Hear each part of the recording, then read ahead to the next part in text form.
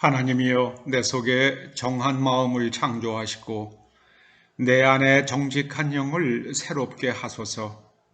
주의 구원의 즐거움을 내게 회복시켜 주시고 자원하는 심령을 주사 나를 붙드소서. 그리하면 내가 범죄자에게 주의 도를 가르치리니 죄인들이 주께 돌아오리이다. 아버지 하나님, 오늘 2020년 8월 23일 주일 예배를 이렇게 유튜브 방송으로 드리는 상황이 벌어졌습니다. 아버지 하나님께서는 진실이 무엇인지 아십니다.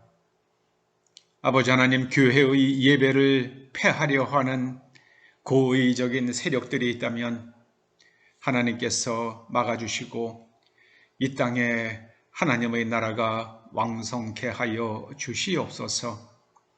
오늘 비록 저희들이 유튜브 방송을 통해서 예배를 드리지만 이 예배 위에 기름 부음이 있게 하여 주시옵소서.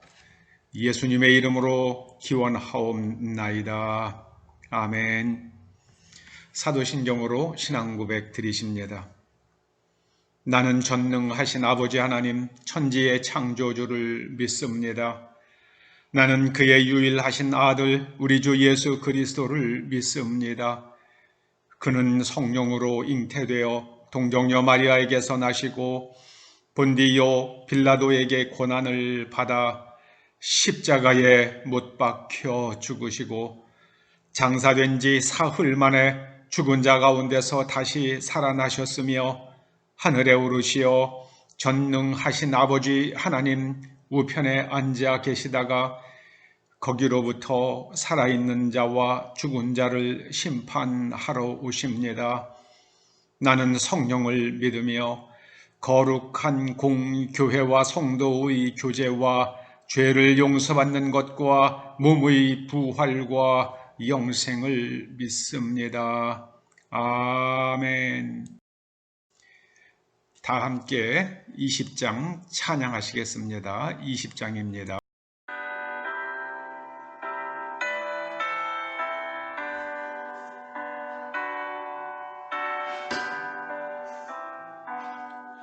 큰 영광 중에 계신 주 나 찬송합니다.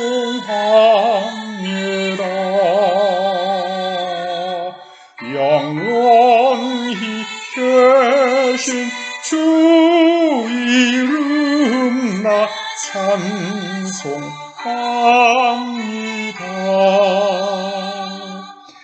한없이 크신 능력을 나 찬송합니다. 참되고 미쁜 그 언약 나 찬송합니다.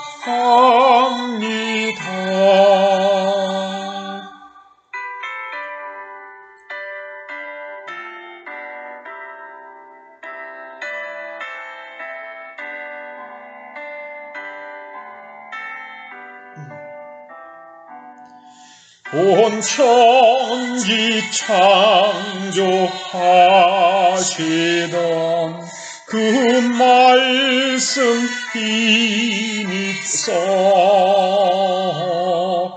영원히 변치 않는 줄 나 믿사옵니다. 그 원유하신 줌성 날 불러주시고 그 품에 품어 주시니 나 찬송합니다.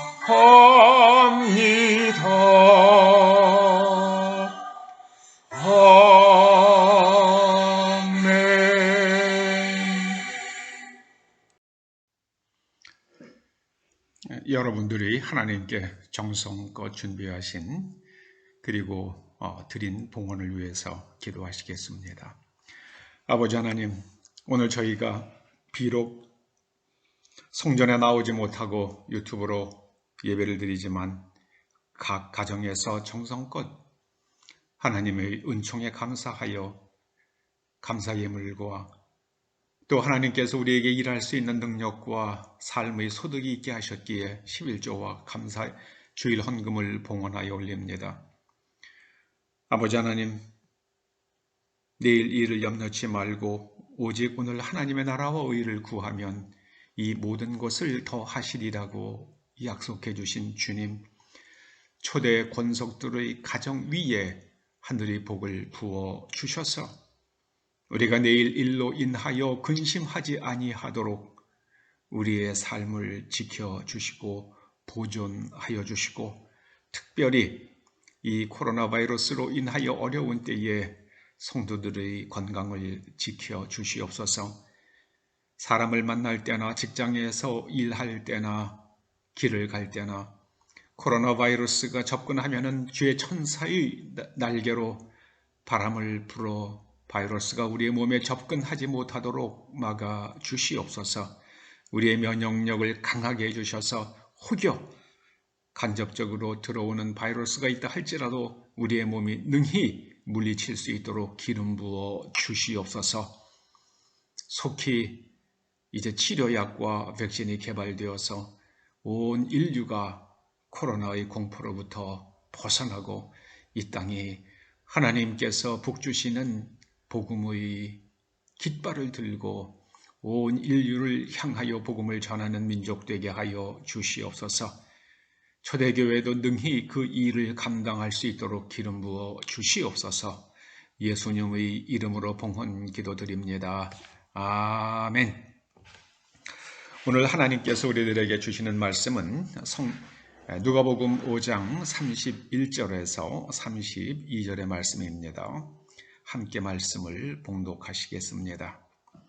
예수께서 대답하여 이르시되 건강한 자에게는 의사가 쓸데없고 병든 자에게라야 쓸데있나니 내가 의인을 부르러 온 것이 아니요 죄인을 불러 회개시키려 왔노라.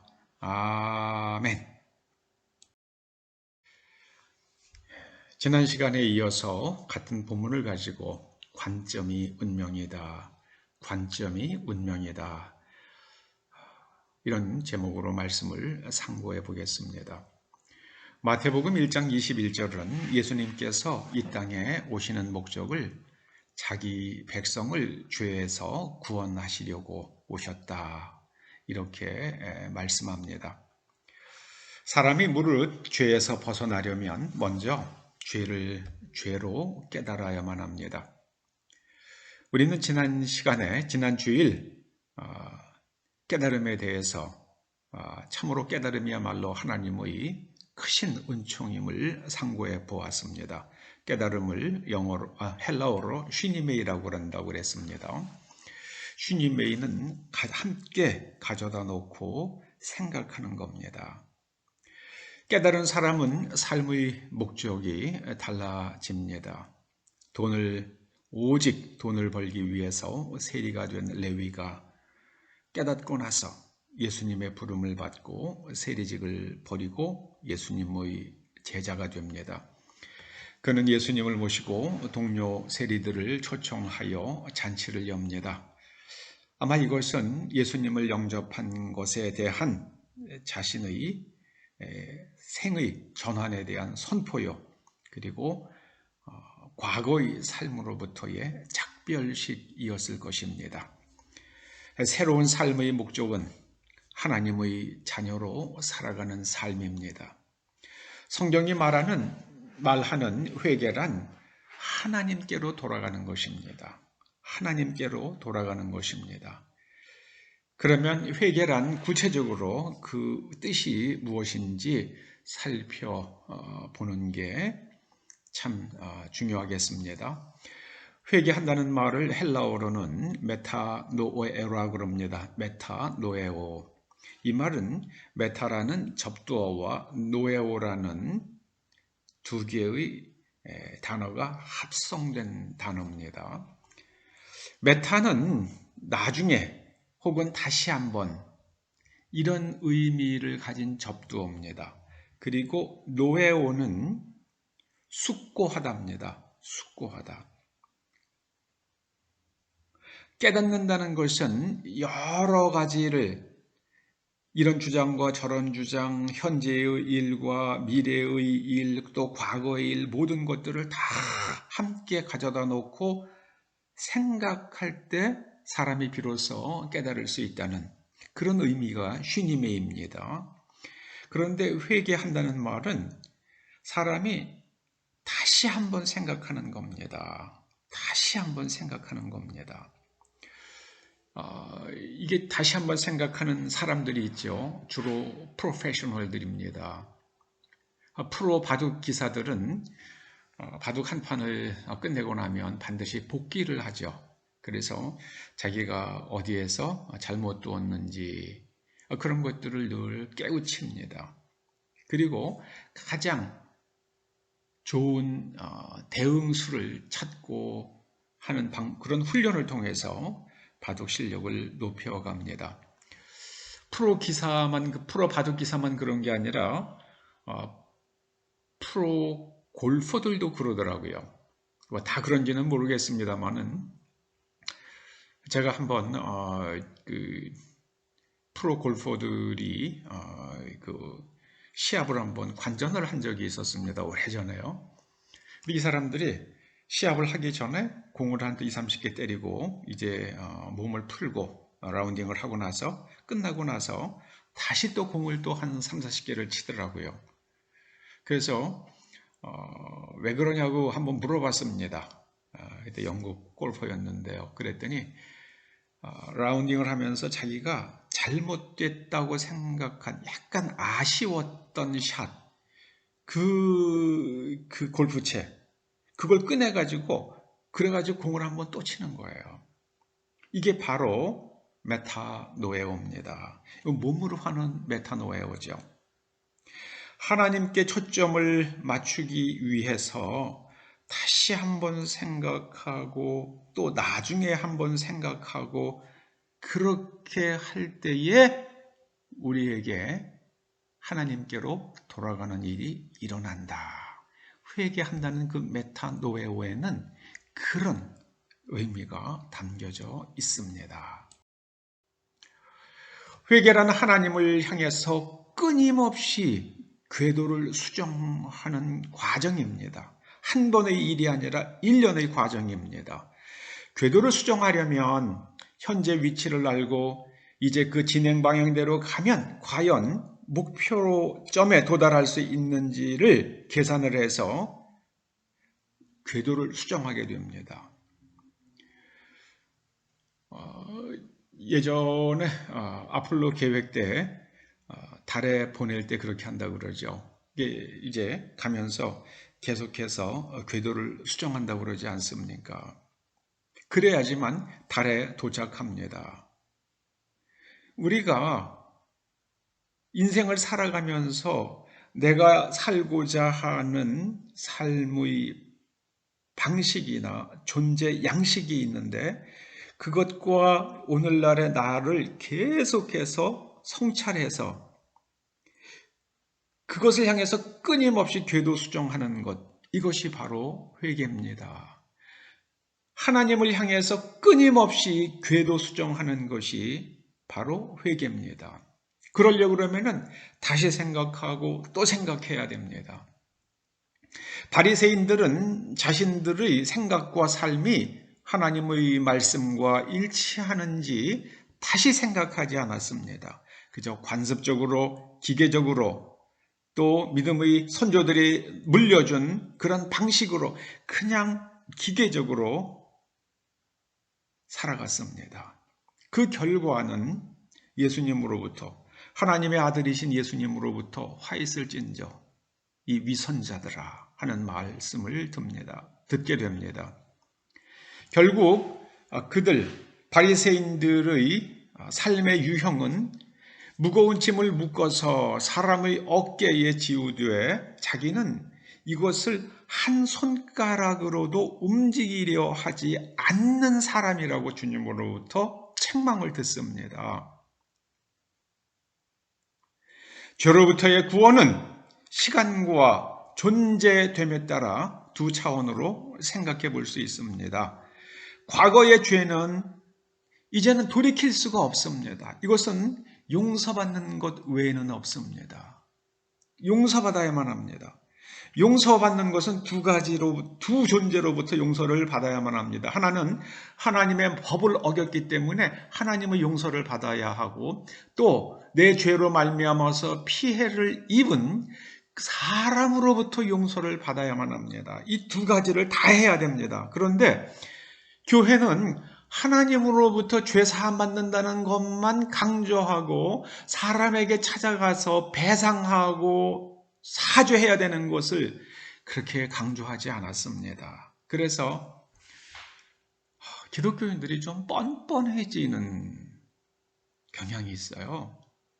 세상 사람들이 보기에는 기독교인들이 굉장히 뻔뻔한 느낌이 있습니다. 저는 교회 바깥에 있다가 교회 안으로 들어오고 또 목사가 된 사람 아닙니까? 이 과거의 죄는 하나님으로부터 용서받고 사람으로부터 용서받아야만 합니다. 그 다음에는 죄를 짓지 않아야 합니다. 이것이 바로 죄로부터 구원을, 성경이 말하는 죄로부터의 구원입니다. 그런데 이 과거의 죄를 사함받는 것에 대해서는, 그 중에서도 하나님에 대해서, 하나님으로부터 사함받는 것은 십자가를 믿으면 된다, 그리고 그건 매일매일 강조해야 합니다. 근데 그것은 출발점이에요. 죄짓지 않는 사람이 되는 것이 불가능하다, 이렇게 전제를 해놓고 죄짓지 않으려고 노력하는 것이 부족했습니다. 죄짓지 않으려면 어떻게 해야 되는지 그 연구가 부족했습니다. 죄를 짓지 않으려면 사람의 내면 구조가 죄짓지 않는 구조로 바뀌어야만 합니다.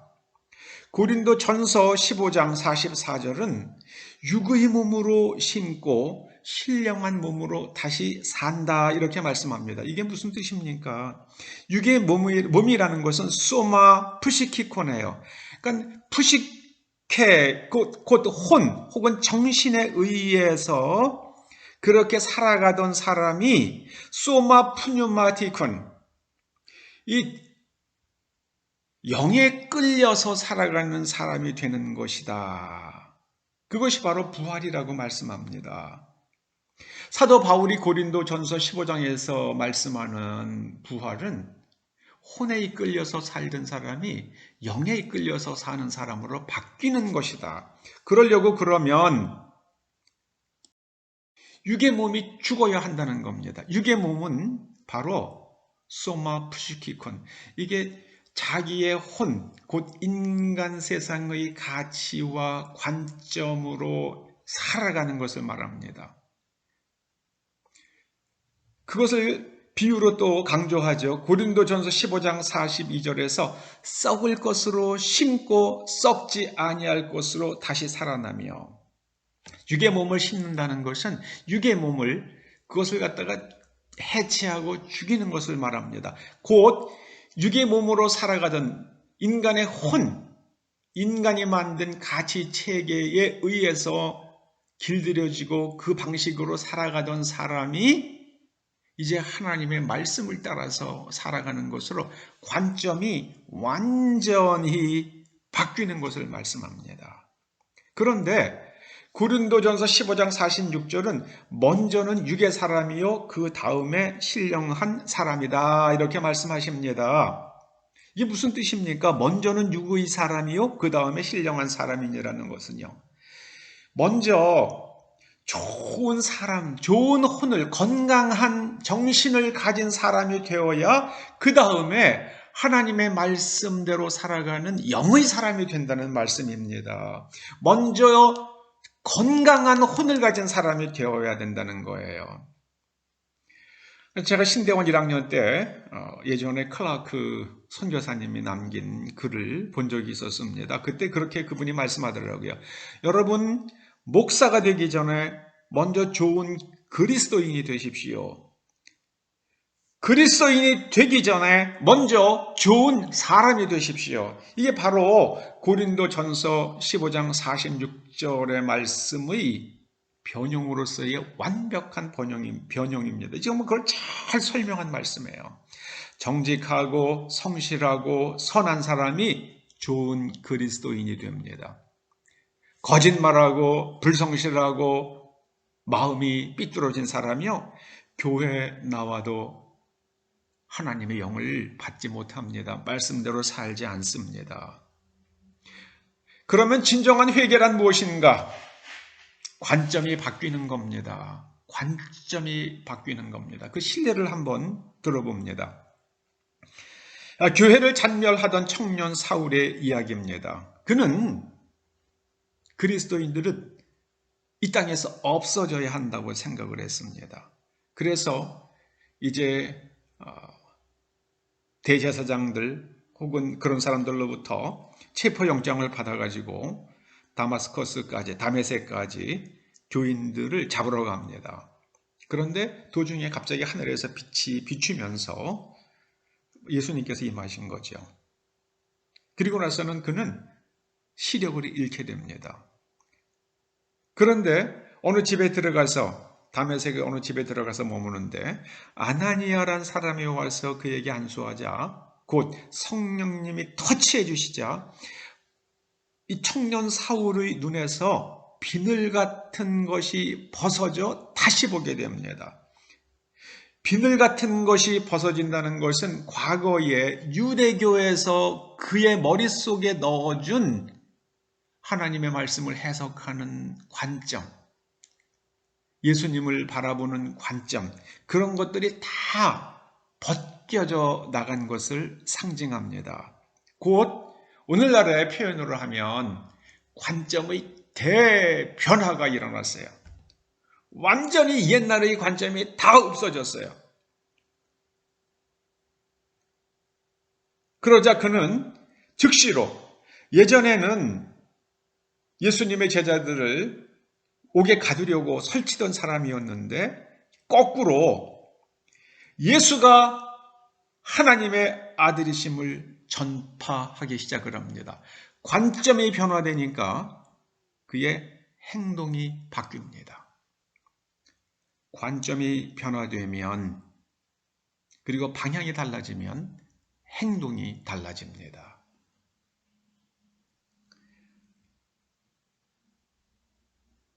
사도 바울은 청년 사울은 예수가 그리스도라고 증언합니다. 이제 잔멸의 대상이셨던 예수님이 청년 사울의 증언의 대상으로 바뀌어졌습니다. 이게 바로 회개입니다. 이게 바로 회개입니다. 아이고 제가 도둑질 잘못했는데요. 물론 그런 것도 회개입니다.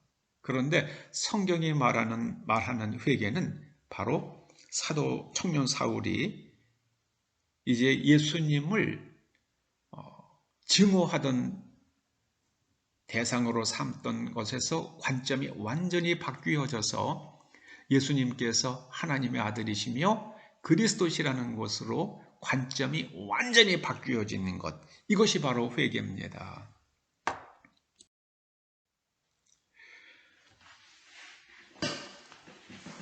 또 그 관점이 바뀌어진 그 회개한 예가 바로 로마인 백부장 고넬료 이야기죠.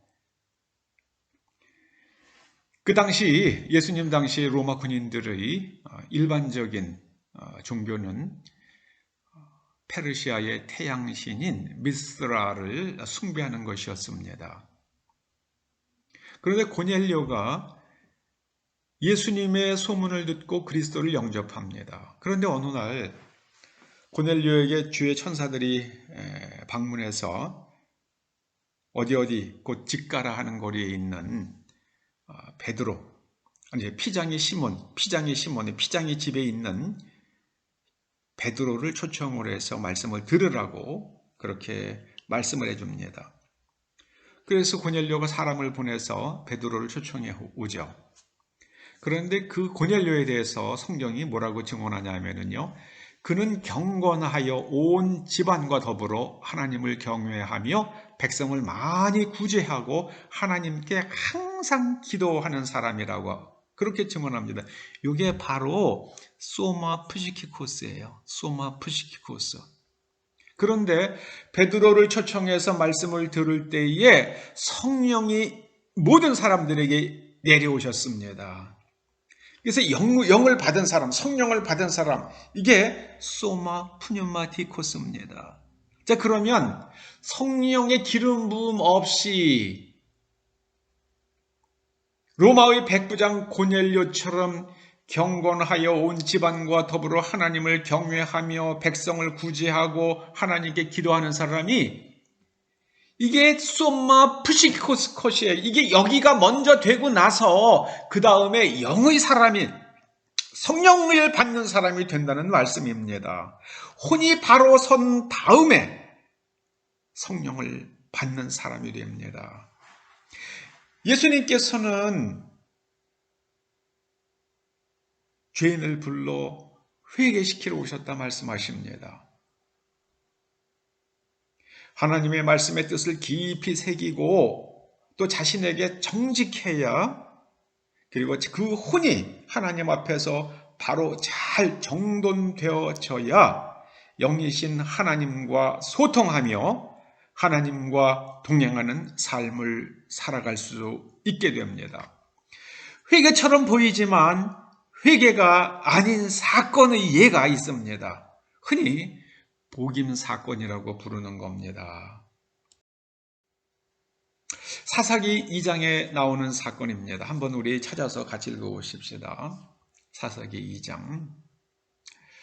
여호와의 사자가 길갈에서부터 복임으로 올라와 말하되 내가 너희를 애굽에서 올라오게 하여 내가 너희의 조상들에게 맹세한 땅으로 들어가게 하였으며 또 내가 이르기를 내가 너희와 함께한 언약을 영원히 어기지 아니하리니 너희는 이 땅의 주민과 언약을 맺지 말며 그들의 제단들을 헐라 하였거늘 너희가 내 목소리를 듣지 아니하였으니 어찌하여 그리하였느냐 그러므로 내가 또 말하기를 내가 그들을 너희 앞에서 쫓아내지 아니하리니 그들이 너희 옆구리에 가시가 될 것이며 그들의 신들이 너희에게 올무가 되리라 하였노라.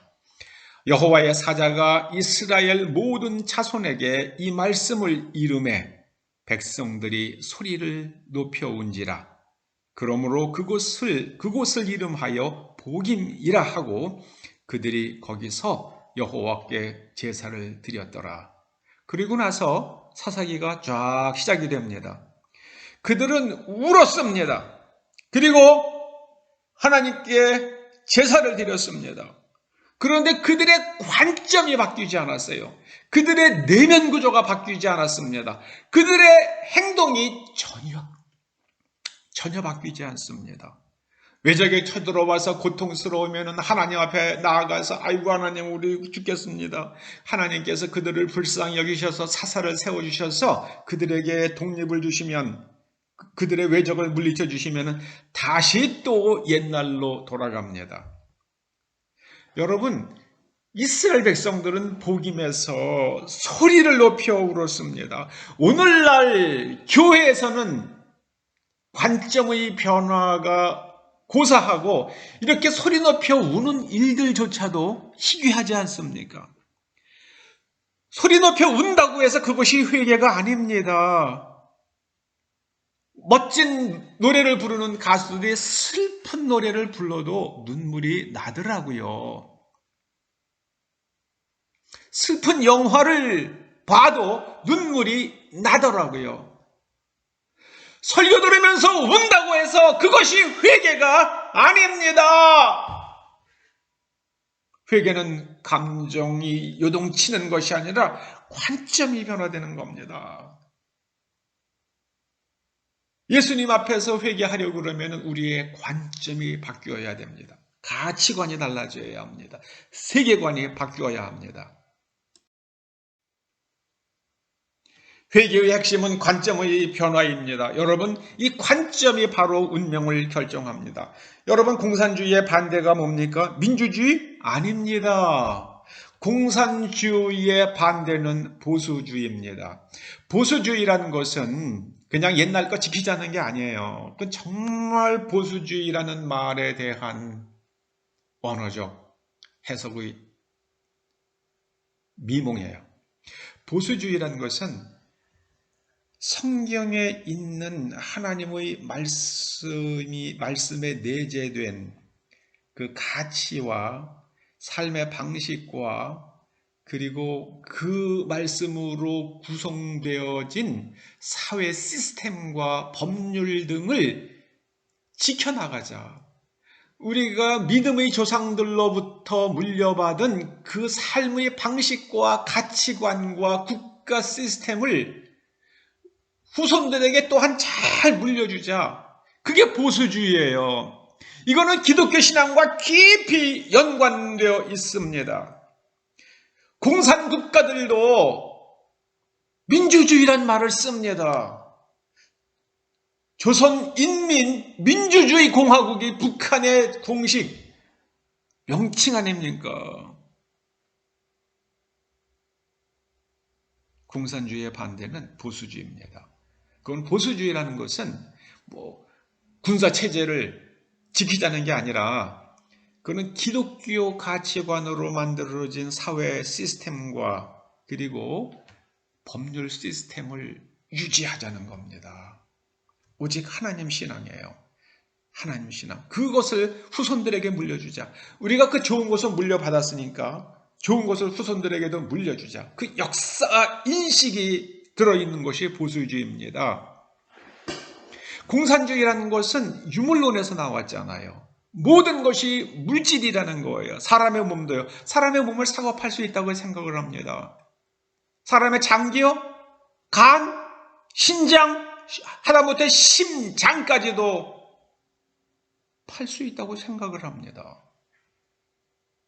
어떤 사람이 심장이 나빠서 심장 이식 수술하려고 중국에 갔더니 3개의 심장이 왔다고 그러잖아요. 3명이 죽었다는 얘기죠. 팔 수 있다고 생각을 합니다. 물질인데요, 뭐. 예수님께서는 회개하라, 천국이 너희들 가까이 있다. 그렇게 말씀하셨습니다. 회개하라, 천국이 가까웠느니라는 것은요, 짧게 구호로 됐지만 관점을 바꿔라. 그러면은 늘 가까이에 있는 하나님의 그 다스리심 속에서 살아가게 될 것이다. 그 말씀이에요. 회개치 않으면, 곧 관점이 바뀌지 않으면 하나님 나라의 담장 밖에서 살다가 거기서 생을 마칩니다. 여러분, 실존주의를 영어로 existentialism이라고 그러잖아요. existential이요. 이 exist라는 동사에서 나왔죠. exist는 x와 ist, 그 합성어입니다. ist라는 게 이것이 존재하다는 말 아닙니까? 그래서 밖에서 존재하는 게 exist예요. existence, 실존이라는 말은 하나님 밖에서 하나님의 가치관이 아닌 가치관으로, 하나님의 관점이 아닌 물질주의의 관점으로 세상을 살아가는 사람들이 그 운명의 비참성을 이야기할 때 실존주의라는 말을 쓰는 겁니다. 실존주의는 바로 그런 거예요. 그 뜻이. 인간 운명의 비극성은 관점이 바뀌지 않는 것입니다. 사사기 2장 20절에 이렇게 말씀하시죠. 여호와께서 진노하여 이르시되 이 백성이 내가 그들의 조상들에게 명령한 언약을 어기고 나의 목소리를 순종하지 아니하였은즉 나도 여호수아가 죽을 때에 남겨둔 이방 민족들을 다시는 그들 앞에서 하나도 쫓아내지 아니하리니 이는 이스라엘이 그들의 조상들의 지킨 것 같이 나 여호와의 도를 지켜 행하지 아니하나 그들을 시험하려 함이라 하시니라. 여호와께서 그 이방 민족들을 머물러 두사 그들을 속히 쫓아내지 아니하셨으며 여호수아의 손에 넘겨주지 아니하셨더라. 이방 민족들을 쫓아내는 것은 하나님의 계획 속에 있는 일이었지만 그 쫓아내는 일을 해야 될 사람은 바로 이스라엘 백성들 자신들이었습니다. 그들이 안 했죠. 그리고 나서는 그들은 결국은 그 가나안 족속들과 또 그들이 믿는 신들, 그 잡신들 때문에 비참한 운명을 겪게 됩니다.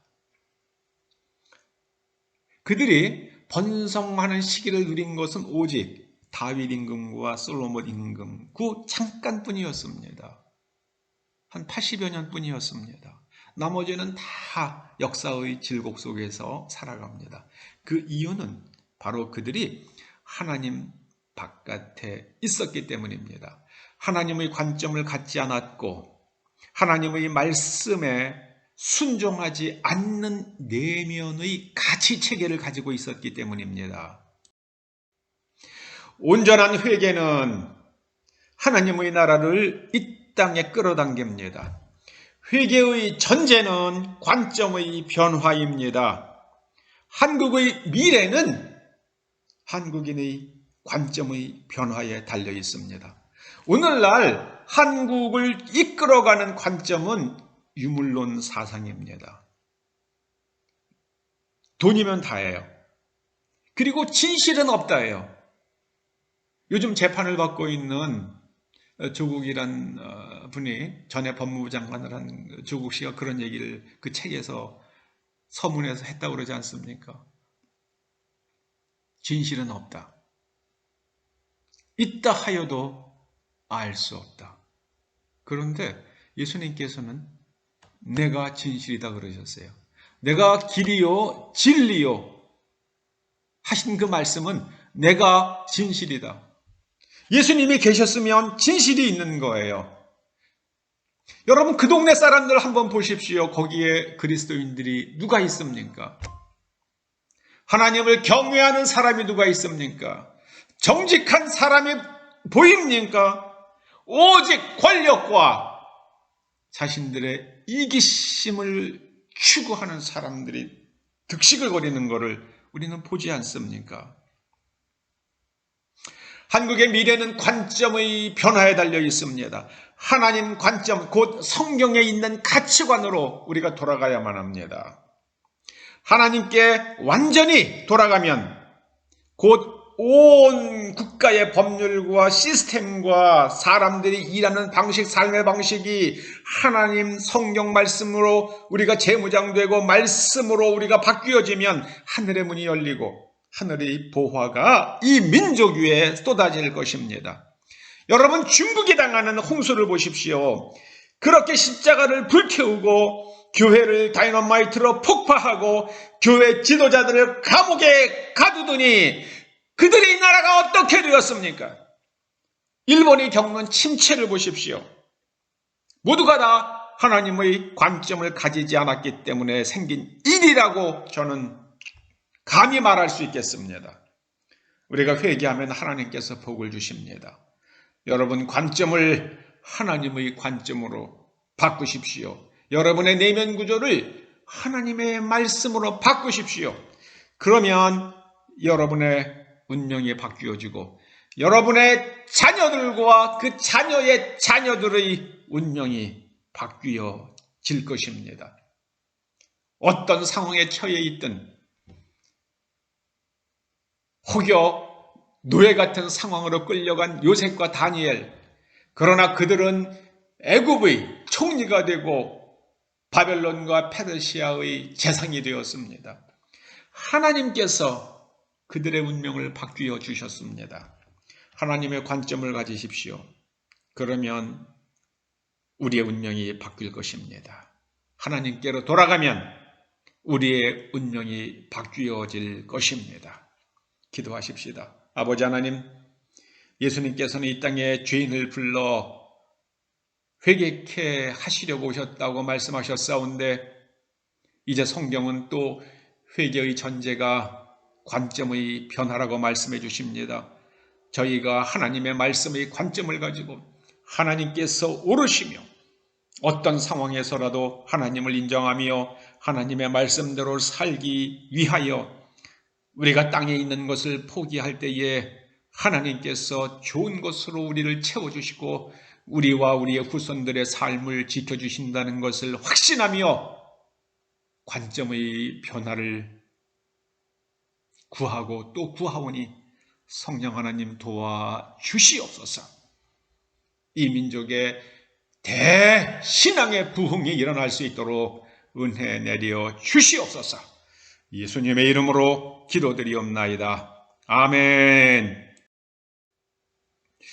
광고 드립니다.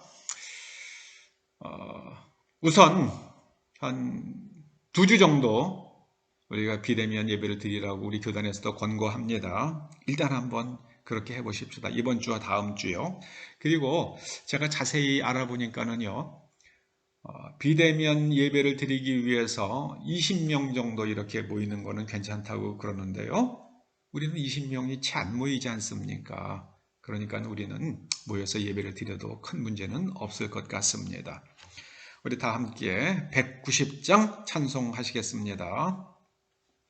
190장입니다.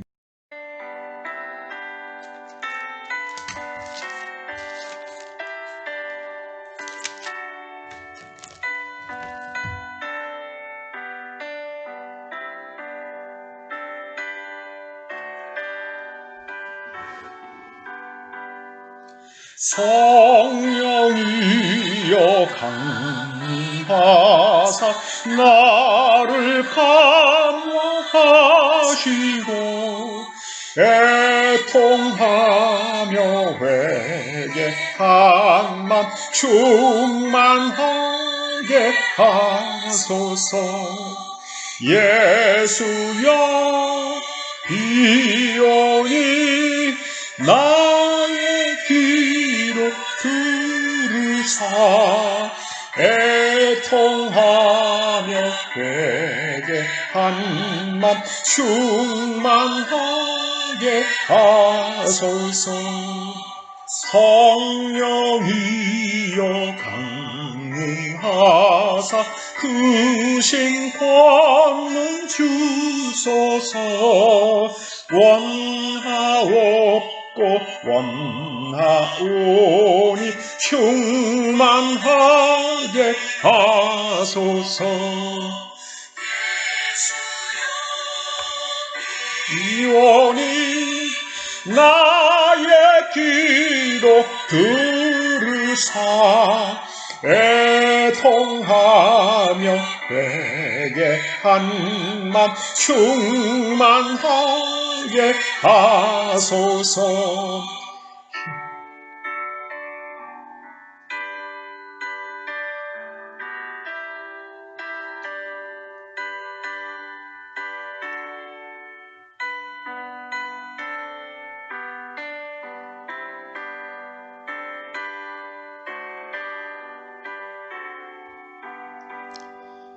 힘이 없고 연약하나 엎드려서 비오니 성령 강림하옵소서. 충만하게 하소서. 예수여 비오니 나의 기도 들으사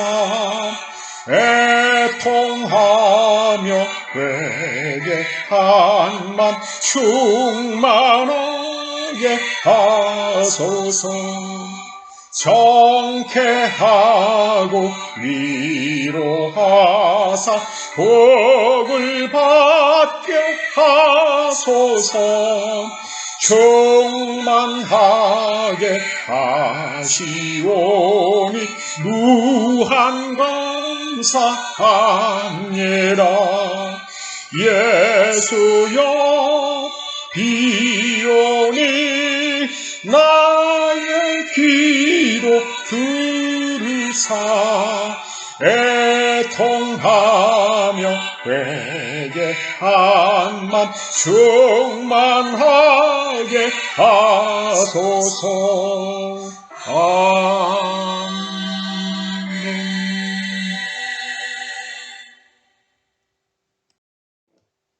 아멘. 아까 광고 시간에 미처 하지 못한 광고가 있어 여러분도 또 아셔야 될 것 같아서 말씀을 드립니다. 지난 주간에 하남시 녹지과에서 직원들이 다녀갔습니다. 다녀간 이유는 누군가가 우리가 이 도서관에서 주일마다 예배를 드리는 것이 불법이 아니냐 그런 진정을 했다는 겁니다. 그래서 하남시 직원이 와서 여기를 보고 시정명령을 내렸어요. 열람실을 예배실 혹은 강의실로 바꾸는 것은 불법이니까 다시 강의실로 복원하라는 시정명령서를 내보냈습니다. 제가 그린벨트법과 건축법 이런 것들을 도서관법을 자세히 살펴보니까 이 건물 안에서 우리가 강의실을 만드는 것은 용도 변경이 아닌 거예요. 그래서 이것은 이제 용도 변경이 아니라고 그 하남시에다가 강하게 어필하는 공문을 2번 보냈습니다. 그리고 우리는 강의실을 만들었다. 도서관의 존재 목적인 존재 목적 중에 하나인 그 독서 활동은 물론이고 문화 활동과 평생 교육 활동을 위해서 우리는 강의실이 필요하다고 판단해서 인테리어 공사를 하면서 강의실을 만들었다. 자, 그런데 우리가 주일마다 건물주인 교회가 도서관 휴관 중에 건물주의 편익을 위해서 그 강의실에서 예배를 드리는 거다. 일주일에 2-3시간 예배를 드린다. 그것이 어디에 금지되어 있는지 이야기해달라. 그리고 학교에서 예배를 드리는 교회들, 또 혹은 카페에서 예배를 드리는 교회들, 예식장에서 예배를 드리는 그런 결혼식, 그 다음에 또 병원에도 기도실이 있고 또 병원에도 작은 그런 공간들이 있습니다. 또 군부대에도 그런 교회들이 있습니다. 그러면은 그런 것들이 다 불법이냐? 거기에 있는 종교시설들 다 철폐하라고 말해야 되지 않느냐? 거기에 법당도 있고 캐톨릭 성당도 있고 그리고 저희 보훈병원 가도요 거기에 성당이 있습니다. 그런 거 다 불법이니까 다 헐어야 되지 않느냐? 왜 병원 시설에 종교 시설을 갖다 거기다 포함하고 있느냐? 그랬더니 여기는 강의실에서 우리가 종교 시설을 만든 것도 아니고 강의실에서 건물주인 교회가 도서관 휴관 중에 예배를 드리는 것이 불법이라고 말할 수 있는 근거를 좀 보여달라. 당신들이 만약에 예배를 금한다고 하면 한번 국가법원의 판단을 받아보고 대법원에서까지 그것이 불법이라고 이야기하면 대한민국에 있는 모든 학원에서의 예배, 병원에서의 예배, 그리고 군부대에서의 예배 다 폐지해라. 기독교뿐만이 아니라 캐톨릭, 불교 다 폐지해라. 그러면 우리도 도서관에서 예배하는 것을 중지하겠다. 그렇게 강하게 얘기하고 그렇게 어필한 일들이 있었습니다. 아무쪼록 이 문제가 잘 해결될 수 있도록 또 지혜롭게 대처할 수 있도록 기도해 주시면 감사하겠습니다. 우리 축도로 예배 마치겠습니다.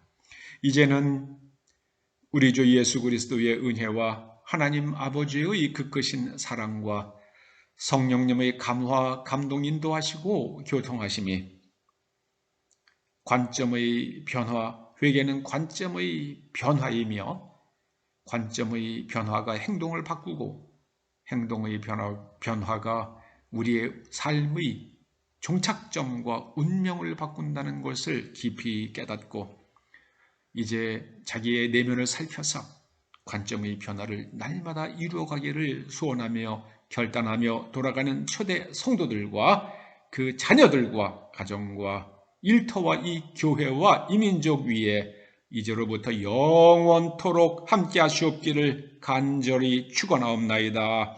아멘.